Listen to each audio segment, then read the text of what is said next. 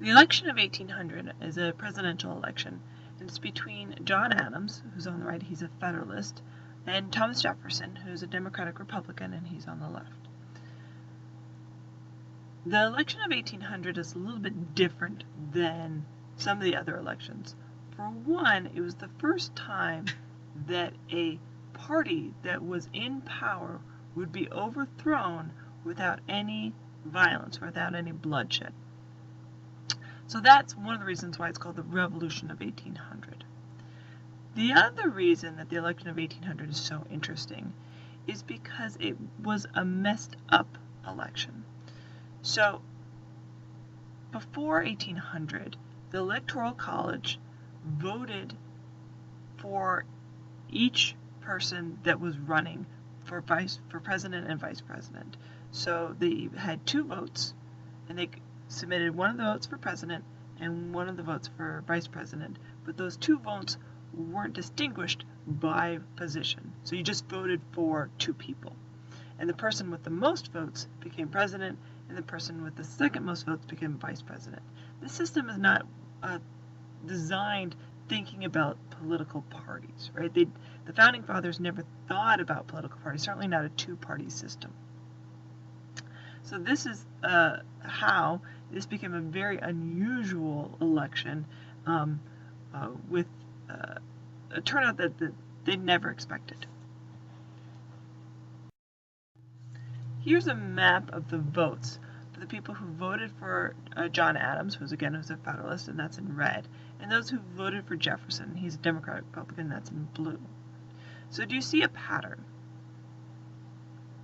You should probably note that the people who voted for John Adams, for the Federalists, tended to live in 2 different places. They tended to live either in the Northeast or in coastal areas. Now, why is that? Well, the Federalists, remember, were those who favored the elites, right? They favored a natural aristocracy. They also favor manufacturing. And so coastal areas tend to have higher levels of manufacturing. They tend to have higher levels of trade.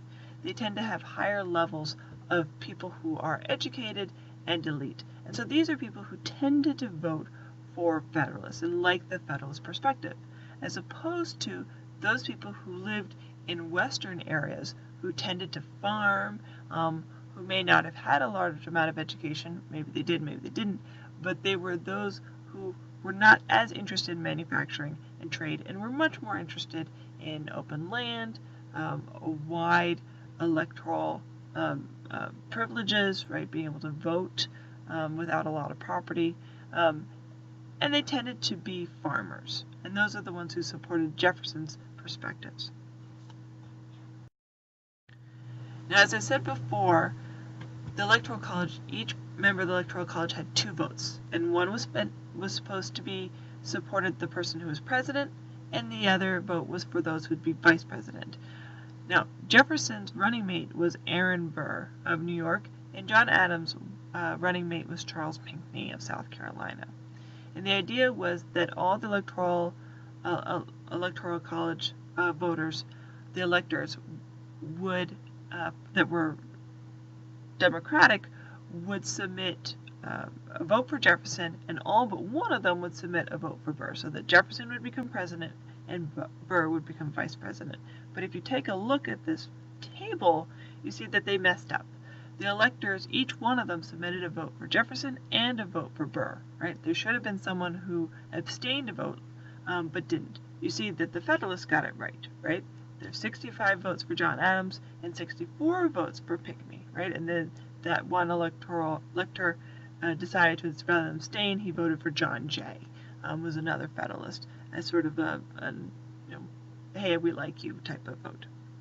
But the Democratic Republicans didn't do that.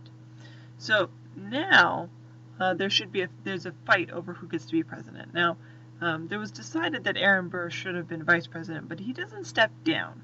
So the decision goes to the House of Representatives. Now, the next president needs 2/3 of the state representatives to decide that he gets to be president.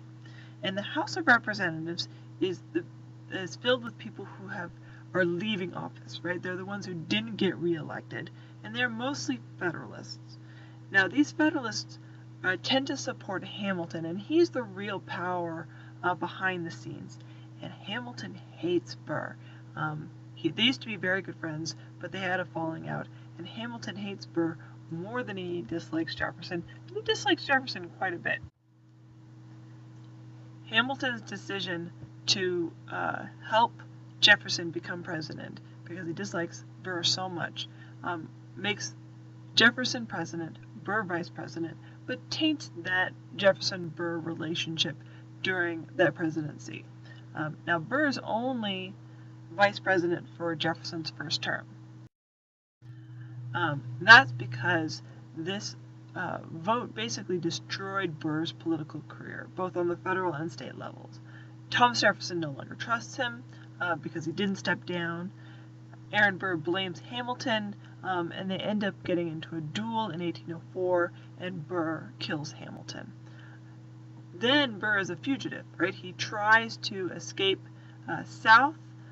He tries to gain a rebellion and to secede from America. He's pulled into court for treason, and he's acquitted on the case of insanity. So that's the end of both Hamilton and Burr. Now, President Thomas Jefferson is a very different president than either George Washington or John Adams, right? This is the first change of party, so it's a change over political views. The new party has a different interpretation of the Constitution. They have a different perspective on Western expansion. They have a different perspective on federal judges. They have a different perspective on foreign policy. They have a different policy on free speech. So Thomas Jefferson spends a lot of his 8 years reorganizing the whole system. Right? The Federalists enjoyed a lot of sort of fancy receptions and sort of pomp and circumstance. And Thomas Jefferson, one of the first things he does is he gets rid of all of that. Right? He dresses plain and dignified. There's no ceremony, no wigs, no collars. Right? No one stands in the presence of the president. This is the way he's always acted, right? He gets rid of the whiskey tax. He gets rid of the land tax. He gets rid of the Alien Sedition Acts. He believes that it's his job to listen to the will of his constituents, and so he tries to listen to them constantly. He calls off the war with France. He tries to cut the deficit in half. So while Hamilton said, "Oh, let's keep the debt," Jefferson said, "Absolutely not. Let's pay back our what we owe." So he cuts the military down to about 3,000 men. He cuts the Navy in half. He cuts down the diplomatic corps, right? He wants more expansion westward, right? So he does sell land to private people who want to own that land, right? Increase outside taxes for trade, tariffs, right? Thomas Jefferson sees debt as the enemy, so he takes on surplus work to pay down that debt. So anything he can do to pay down the debt, that's what he's going to do.